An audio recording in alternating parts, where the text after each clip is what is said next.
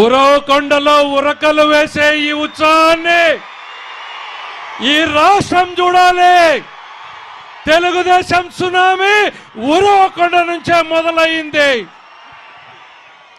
రా కదలిరా సమావేశానికి విచ్చేసినటువంటి మనందరి ప్రియతమ నేత, మన అధినేత శ్రీ నారా చంద్రబాబు నాయుడు గారికి, వేదికను అలంకరించినటువంటి పెద్దలకు, మిత్రపక్షమైనటువంటి జనసేన పార్టీ నాయకులకు, విచ్చేసినటువంటి తెలుగుదేశం పార్టీ కుటుంబ సభ్యులందరికీ కూడా హృదయపూర్వక నమస్కారం తెలియజేసుకుంటారు. ఈ జిల్లా గళాన్ని వినిపించడానికి, ఈ జిల్లా స్వరాన్ని వినిపించడానికి రాష్ట్రం మొత్తం చూసే ఈ అనంతపురం సమావేశంలో ఒక్కటి స్పష్టమవుతుంది. అనంతపురంలో తెలుగుదేశం జెండా తప్ప మరే జెండా కనపడదు అని. పొత్తులో ఉన్న జనసేన తెలుగుదేశం జెండాలు తప్ప వైకాపా, కాంగ్రెస్, కమ్యూనిస్టులు ఎవ్వరూ కూడా కనపడని స్థాయిలో ఎన్నికల ప్రభంజనం రాబోతోంది. దానికి ఇక్కడ ఉన్నటువంటి ఈ జన సునామీనే నిదర్శనం. ఉరవకొండ పట్టణం ఇటు జామ్ అయింది, ఇటు పెన్నహోబ్లం దాకా ట్రాఫిక్ ఆగిపోయింది. పోలీసులు ఎక్కడో డైవర్ట్ చేసి ట్రాఫిక్ ని తీసుకెళ్లేటువంటి పరిస్థితి వచ్చింది. ఇది ఉరవకొండ ప్రభంజనం అనేటువంటి తెలియజేసుకుంటున్నాం. ఇంతమంది ముందు ఇదొక చారిత్రాత్మక ఘట్టం. నా జీవితంలో ఇదొక చారిత్రాత్మక ఘట్టం. ఎందుకంటే ఈనాటికి, ఈ సంవత్సరానికి నా రాజకీయ ప్రస్థానం మొదలై 30 సంవత్సరాలు మొదలైంది. ఈ 30 సంవత్సరాలలో నా జీవితాన్ని ప్రభావితం చేసిన వారు అందరూ ఇక్కడ ఉన్నారు. 28 ఏళ్ల వయసులో తెలుగుదేశం జెండా పట్టుకుని ఉరవకొండలోని పల్లె పల్లెకు తిరిగితే 1994లో అన్నగా, తమ్ముడిగా, కొడుకుగా, మీలో ఒకడిగా, మీవాడిగా భావించి 18,000 మెజారిటీతో శాసనసభకు గెలిపించి ఆశీర్వదించి పంపించినటువంటి మీకు శిరస్సు వంచి నమస్కరిస్తున్నాను. 30 ఏళ్లలో తరం మారింది, 2 తరాలు మారాయి. ఆ రోజు పరిస్థితులు ఈ సందర్భంగా గుర్తు చేస్తున్నాను. ఈ 30 సంవత్సరాలలో ఈ పయ్యావుల కేశవ్ రాష్ట్రంలో ఒక గుర్తింపు, గౌరవం వచ్చింది అంటే అది మీ చలవ, అటు అధినాయకుడి చలవ, అధినాయకుడి ఆశీస్సులు అనేటువంటిది ఈ సందర్భంగా తెలియజేసుకుంటున్నా. నేను కష్టం వచ్చినా నష్టం వచ్చినా మీ వాడిగా మీరు భావించారు. మనందరము ఒక కుటుంబ సభ్యులుగా పెరిగాం. ప్రతి పెళ్లికి వెళ్ళాను, పిలిచిన ప్రతి ఇంటికి వచ్చాను. సంవత్సరానికి 500 పెళ్లిళ్ళు వేసుకుంటే 30 సంవత్సరాలలో 15,000 పెళ్లిళ్ళు అటెండ్ చేశాను నేను. మీ కుటుంబ సభ్యుడిగా మీ సుఖాల్లో, మీ సంతోషాల్లో పాలు పంచుకోవాలని ప్రతి ఇంటికి హాజరయ్యాను. మరి అదేవిధంగా నా పిల్లల పెళ్లి జరిగితే 15,000 మంది కుటుంబ సభ్యులతోనూ హాజరై ఆశీర్వదించారు. అటు రాజకీయంగా, వ్యక్తిగతంగా ఆశీర్వదించినటువంటి మిమ్మల్ని చేతులెత్తి నమస్కరిస్తున్నాను. రాష్ట్రంలో ఎంతో మంది ఎమ్మెల్యేలు అవుతారు, మంత్రులు అవుతారు, కేంద్రంలో మంత్రులు అవుతారు. కానీ 30 సంవత్సరాల సుదీర్ఘ రాజకీయంలో ఇంతటి అభిమానాన్ని కూడగట్టుకున్నటువంటిదే నాకు ఎంతో సంతోషం. మీ అభిమానాన్ని పొందడం ఒకవైపు, మరోవైపు ఈ జాతి, ఈ తెలుగు జాతి ప్రయాణాన్ని మార్చేటువంటి అధినాయకుడితో కలిసి పనిచేసేటువంటి అవకాశం రావడం నా అదృష్టంగా నేను భావిస్తున్నాను. 28 ఏళ్ల నుంచి దాదాపు 58 ఏళ్ల వయసు వచ్చే వరకు కూడా 20 సంవత్సరాలు చంద్రబాబు నాయుడు గారి యూనివర్సిటీలో ట్రైనింగ్ అయినటువంటి, బహుశా మరి డాక్టర్ నాకు సర్టిఫికెట్ ఇస్తారో లేదో నాకు బాబు గారు తెలియదు, ఏ మార్కులు వేస్తారో తెలీదు. నాకైతే సంతృప్తి, సంతోషం ఉంది. రాజకీయాలలో తప్పు చేయకుండా, తప్పటడుగులు వేయకుండా ప్రజల కోసం పనిచేసేటువంటి మార్గంలోనే నన్ను నడిపించే నాయకుడికి హృదయపూర్వకంగా నమస్కారాలు తెలియజేసుకుంటున్నాను. ఈ తరం వారికి ఉరవకొండ గురించి గుర్తు చేయాలి. 30 ఏళ్ల క్రితం మనం వచ్చినటువంటి ఈ తార్ రోడ్డు సింగిల్ రోడ్డు. 70% గ్రామాలకి రోడ్లు లేవు, తాగునీళ్లు లేవు. ఇప్పుడుది ఇలాంటి గ్రామాల్లో దాదాపు 30 గ్రామాల్లో ఫ్యాక్షన్తో నలిగిపోయినటువంటి కుటుంబాలు, చితికిపోయినటువంటి ఆర్థిక పరిస్థితులు, మరోవైపు నక్సలిజంతో భూములు వదిలిపోయినటువంటి రైతాంగం. అట్లాంటి పరిస్థితుల్లో కూడా కడుపులో పెట్టుకుని మా బిడ్డగా మీరు నన్ను పెంచారు, ఇక్కడి దాకా రాజకీయంగా నన్ను పెంచారు అనేటువంటిది సందర్భంగా గుర్తు చేస్తున్నా. మరి అట్లాంటిది ఆనాడు 95లో ముఖ్యమంత్రిగా చంద్రబాబు నాయుడు గారు, ఎమ్మెల్యేగా నేను ఉన్నప్పుడు ఇదే ఉరవకొండలో హంద్రీనీవా సుజల స్రవంతి కాలువకి శంకుస్థాపన చేసి పనులు ప్రారంభించాం. నందమూరి తారక రామారావు గారి ఆలోచనలకి ఆచరణ రూపం చుట్టినటువంటి మహనీయుడు చంద్రబాబు నాయుడు గారు అనేటువంటిది ఈ సందర్భంగా గుర్తు చేస్తున్నా. ఈనాటి పరిస్థితులు మన కళ్ళ ముందు కనపడుతున్నాయి. మనం చేసినటువంటి ప్రాజెక్టులు ఎట్లా మెగా ట్రిప్ 50,000 ఎకరాలకు నీళ్లు ఇచ్చేటువంటి ప్రాజెక్టుని చంద్రబాబు నాయుడు గారు ప్రారంభిస్తే ఎట్లా వదిలేసిందో ఈ దుర్మార్గ ప్రభుత్వం కళ్ళ ముందు చూడండి. గుట్టలు గుట్టలుగా డ్రిప్ ఇరిగేషన్లు పడ్డాయి. భైరవాణి తిప్ప ప్రాజెక్ట్ లో మెటీరియల్ కళ్ళ ముందు కనపడుతుంది చూడండి. పంపులు కనపడుతున్నాయి, పైపులు కనపడుతున్నాయి, లిఫ్ట్ ఇరిగేషన్ సామాన్లు కనపడుతున్నాయి.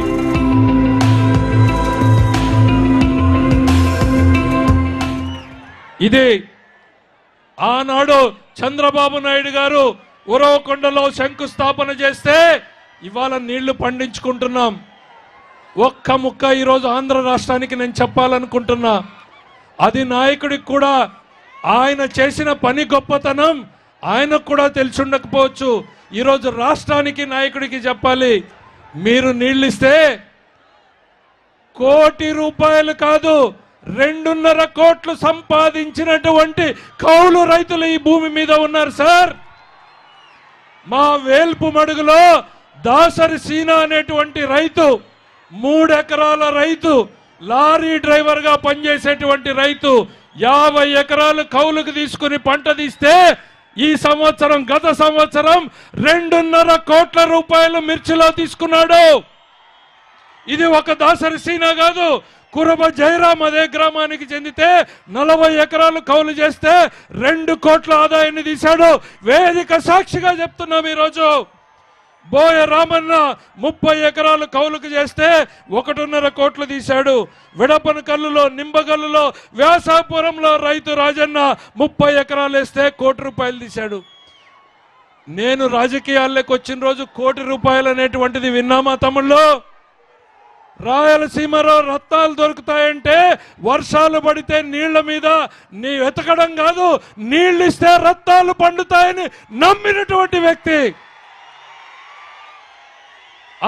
ఈ 5 సంవత్సరాలు మనం అధికారంలో ఉండుంటే ఈరోజు ఈ చెప్పిన రైతులు కాదు, మన ఇళ్లలో కూడా లక్షలు కోట్లు కాకపోయినా ప్రతి కుటుంబం కూడా సంతోషంగా పంటలు పండించుకునే స్థాయిలో మనకు నీళ్ళు వచ్చేవి.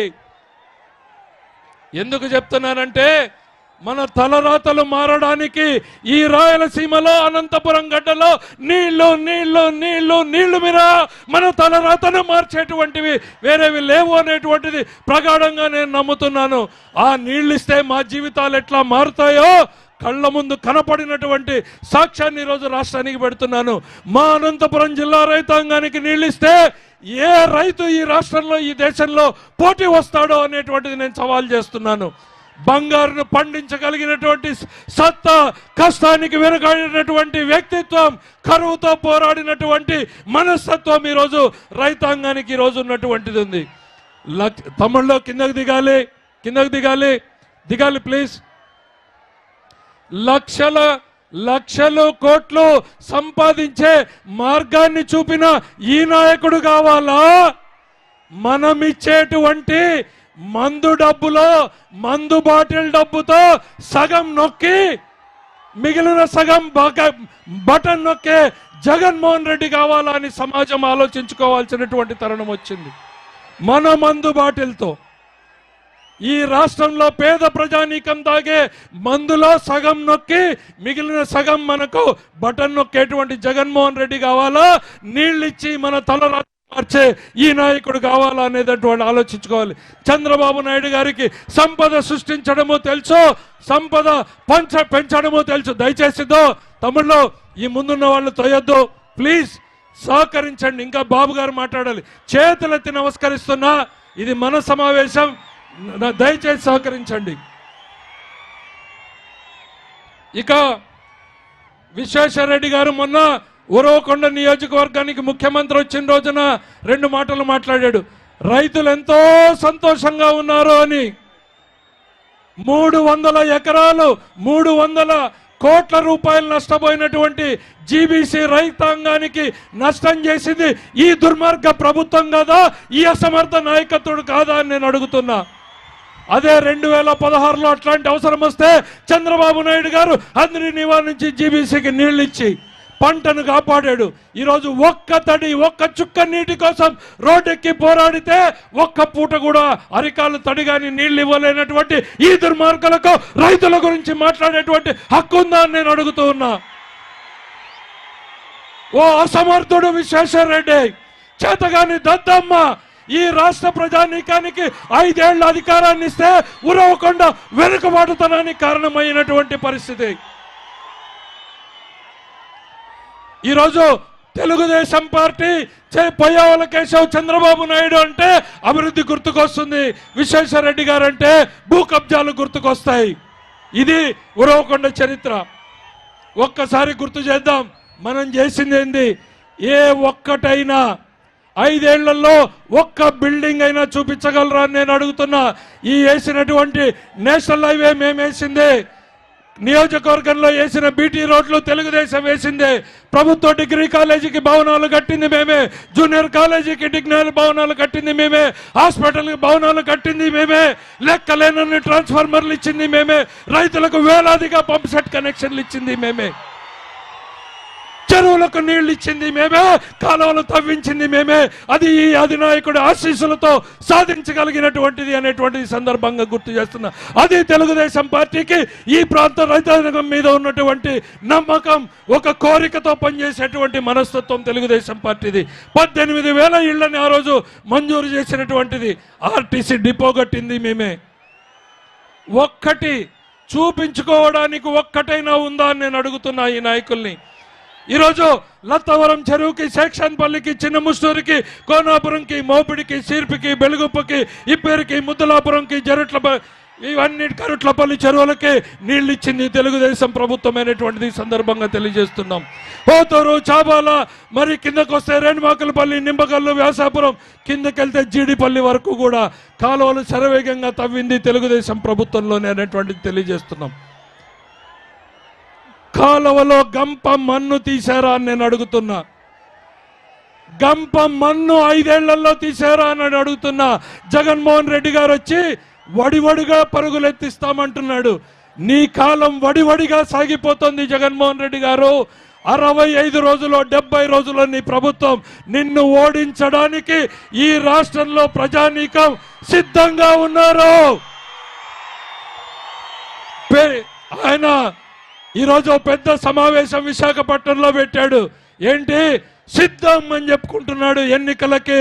నేను చెప్తున్నా, ఈ ఉరవకొండ వేదిక ద్వారా ఈ రాష్ట్రంలో పెరిగినటువంటి నిత్యావసర వస్తువుల ధరలతో సతమతమైనటువంటి మా అక్క చెల్లెళ్ళు నిన్ను ఓడించడానికి సిద్ధంగా ఉన్నారు. గుండె మండినటువంటి రైతన్నలు నిన్ను ఓడించడానికి సిద్ధంగా ఉన్నారు. ఇన్పుట్ సబ్సిడీ, ఇన్సూరెన్స్ రానటువంటి రైతాంగం నిన్ను ఓడించడానికి సిద్ధంగా ఉన్నారు. అప్పుల బాధతో ఆత్మహత్య చేసుకున్నటువంటి రైతుల కుటుంబాల ఈరోజు నిన్ను ఓడించడానికి సిద్ధంగా ఉన్నాయి. జే బ్రాండ్స్తో జగన్మోహన్ రెడ్డి లిక్కర్ దాగి అనారోగ్యం పాలై కుటుంబ పెద్దని పోగొట్టుకున్నటువంటి కుటుంబం యావత్తు కూడా నిన్ను ఓడించడానికి సిద్ధంగా ఉంది. జాబ్ క్యాలెండర్ పేరుతో మోసం చేయబడినటువంటి నిరుద్యోగులు నిన్ను ఓడించడానికి సిద్ధంగా ఉన్నారు.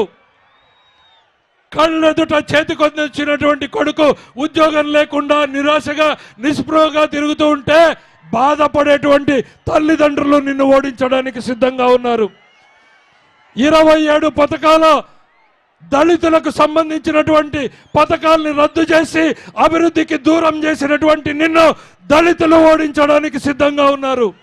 30 పథకాలు బీసీలవి రద్దు చేసి ఆదరణ రద్దు చేసినటువంటి నిన్ను ఓడించడానికి రాష్ట్రంలో బీసీలు సిద్ధంగా ఉన్నారు. దళిత బిడ్డ సుధాకర్తో మొదలుకొని డ్రైవర్ సుబ్రహ్మణ్యం వరకు మొదలుకొని దళితుల్ని చంపినటువంటి కుటుంబాలు రగిలిపోతున్నాయి. నిన్ను ఓడించడానికి వారు సిద్ధంగా ఉన్నారని చెప్తున్నా. కుటుంబాన్ని పోషించలేకపోతున్నటువంటి ప్రతి బేల్దారు, భవన నిర్మాణ కార్మికుడు నిన్ను ఓడించడానికి సిద్ధంగా ఉన్నారు. మోసపోయినటువంటి అంగన్వాడీలు, మోసపోయినటువంటి ఉద్యోగస్తులు, సిపిఎస్ కోరుతున్నటువంటి టీచర్లు అందరూ కూడా నిన్ను ఓడించడానికి సిద్ధంగా ఉన్నారు. ఆఖరికి మన రక్షణ కోసం నిలబడినటువంటి పోలీసులు కాకి యూనిఫామ్ గౌరవాన్ని నలిపేసినటువంటి నిన్ను నలిపేయడానికి సిద్ధంగా ఉన్నారు. కాకి అంటే ఒక గౌరవాన్ని ఇచ్చింది తెలుగుదేశం పార్టీ. ఆ కాకి యూనిఫామ్ గౌరవాన్ని మీరు ఖాదీ చేతితో ఎప్పుడైతే నలిపేశారో, వారి ఆత్మగౌరవాన్ని ఈరోజు నలిపేశారో, వాళ్ళు సైతం సిద్ధమవుతున్నారు నిన్ను ఓడించడానికి. జగన్మోహన్ రెడ్డి గారు బురద నుంచి వచ్చినటువంటి వ్యక్తి. ఆ బురదని అందరికీ పుట్టించేటువంటి ప్రయత్నం చేస్తాడు. అచ్చెన్నాయుడు దగ్గర నుంచి మొదలుకొని సామాన్య కార్యకర్త వరకు అక్రమ కేసులు పెడతాడు. చివరికి తన కక్ష తీరక 45 సంవత్సరాలుగా ఈ తెలుగు జాతి కోసం శ్రమిస్తున్నటువంటి ఈ నాయకుడిని అక్రమంగా జైల్లో పెట్టినటువంటి పాపం ఊరికే పోతుందా? ఈ రాష్ట్రం మొత్తం ఆ ఒక్క కారణంతో నిన్ను ఓడించడానికి సిద్ధంగా ఉంది జగన్మోహన్ రెడ్డి గారు. ఇట్లాంటి నాయకుడిని గౌరవించుకోలేనటువంటి సమాజం ఉందా అని పక్క రాష్ట్రాలు ఆలోచించేటువంటి పరిస్థితి. ఏంటయ్యా చంద్రబాబు నాయుడు గారు చేసిన తప్పు అంటే ఉచితంగా ఆయన ఇసుక ఇచ్చాడు. అవునా కాదా? ఉచితంగా ఆయన ఇసుక ఇచ్చినందుకు ఆయన దోపిడీ జరిగిందని చంద్రబాబు నాయుడు గారి మీద కేసు. మద్యం ధరలో 50 రూపాయలు క్వార్టర్ బాటిల్, ఈరోజు 150 రూపాయలు. అంత తక్కువ ధరకు అమ్మినందుకు చంద్రబాబు నాయుడు గారికి మద్యంలో అక్రమాలు జరిగాయని కేసు. లేని ఇన్నర్ రింగ్ రోడ్ లో అక్రమాలు జరిగాయని, మన బిడ్డలకు ఉద్యోగాలు రావాలని స్కిల్ డెవలప్మెంట్ సెంటర్ పెడితే దాని మీద కేసు. 2 లక్షల మంది పిల్లలు ఉద్యోగాలు చేస్తున్నా సరే ప్రజలు ఆఖరికి కోర్టులు చీవాట్లు పెట్టి బెయిల్ ఇచ్చే రోజున దీనికి విచారణ అక్కర్లేదు, దీంట్లో ప్రాథమిక సాక్ష్యాలే లేవు, ప్రాథమిక సాక్ష్యాలు చూపడంలో ఈ ప్రభుత్వం వైఫల్యం చెందింది, మేము బెయిల్ ఇచ్చి తీర్తామనింది హైకోర్టు. సిగ్గుపడాలి ఈ ప్రభుత్వం. అట్లాంటి మనసును కష్టపెట్టినటువంటి ఉసురు ఊరికే పోదు అనేటువంటిది ఈ సందర్భంగా తెలియజేస్తూ ముగిస్తున్నాను. అధ్యక్షుడు మాట్లాడాలి కాబట్టి. ఉరవకొండలో జగన్మోహన్ రెడ్డి గారు ఇచ్చినటువంటి 2 హామీల గురించి చెప్పదలుచుకున్నాం. జలదీక్ష చేశాడు ఉరవకొండలో 2014లో జగన్. 2 ముక్కల్లో కన్క్లూడ్ చేస్తున్నాం. అధ్యక్షుల వారు మాట్లాడడానికి సమయం అవుతోంది కాబట్టి ప్రధానమైనటువంటి డిమాండ్లు 2-3 చెప్తున్నాం. తెలుగుదేశం పార్టీ వస్తే ఆగిపోయినటువంటి ఆమ్దేల లిఫ్ట్ ఇరిగేషన్ ని ప్రారంభిస్తాం. అధ్యక్షుల వారు ఏవైతే ప్రారంభించారో వజ్రకర్రూరు, తట్రకల్లు, గూళిపాలెం మీద వెళ్లే పనులు వేగవంతంగా పరుగులు పెడతాం. కొట్టాలపల్లి లిఫ్ట్ ఇరిగేషన్ ని పరుగులు పెట్టిస్తాం. జీడిపల్లి బాధితులకు ముంపు పరిహారాన్ని ఇస్తాం. చేనేత కాంప్లెక్స్ గా ఉరవకొండని అభివృద్ధి చేస్తాం. మైనారిటీలకు షాదీఖానా ఆగిపోయిందాన్ని నిర్మాణం చేస్తాం. హంద్రీ నివాజ్ జీబీసీ లింక్ కెనాల్ ఏదైతే ఆగిపోయిందో ఏర్పాటు చేస్తాం. ఉపాధి కల్పనకు గార్మెంట్స్ పరిశ్రమలను ఏర్పాటు చేస్తామనేటువంటిది ఈ సందర్భంగా తెలియజేస్తూ ఉరవకొండ చరిత్రని తిరగరాసేటువంటి సమయం ఆసన్నమైంది. అయిందా లేదా? అయిందా లేదా? బాలకృష్ణ గారి సినిమా డైలాగ్ చెప్పుకుందామా? History repeats, history repeats. 1994లో ఉరవకొండలో తెలుగుదేశం జెండా ఎగిరింది, రాష్ట్రంలోనూ తెలుగుదేశం జెండా ఎగిరింది. 2024లో రాష్ట్రంలో అధికారం మనదే, ఉరవకొండ మనదే. 1994 రిపీట్స్ ఇన్ 2024. ఈ అవకాశాన్ని మన మీద ఎన్నో పనులున్నా ఉరవకొండ సమావేశాన్ని ప్రేమతో పెట్టుకుని ఇక్కడికి విచ్చేసినటువంటి అధినాయకుడికి మా రైతుల తరఫున, మా యువకుల తరఫున, మా చేనేత కార్మికుల తరఫున హృదయపూర్వకంగా మీకు రుణపడి ఉన్నామని తెలియజేస్తున్నాం. మళ్ళీ అధికారంలోకి వచ్చేది మనమే, మళ్ళీ ముఖ్యమంత్రి అయ్యేది మీరే. మా తలరాతల్ని మార్చగలిగే దేవుడు మీరే అనేటువంటిది సందర్భంగా తెలియజేస్తూ, మీరేదైతే చేశారో వాటిని పరుగులు పెట్టించండి, మా జీవితాల్ని మార్చండి అని హృదయపూర్వకంగా కోరుకుంటూ సెలవు తీసుకుంటున్నా. జై తెలుగుదేశం, జై ఎన్టీఆర్, జై చంద్రబాబు. చంద్రన్న బీమా పథకం గురించి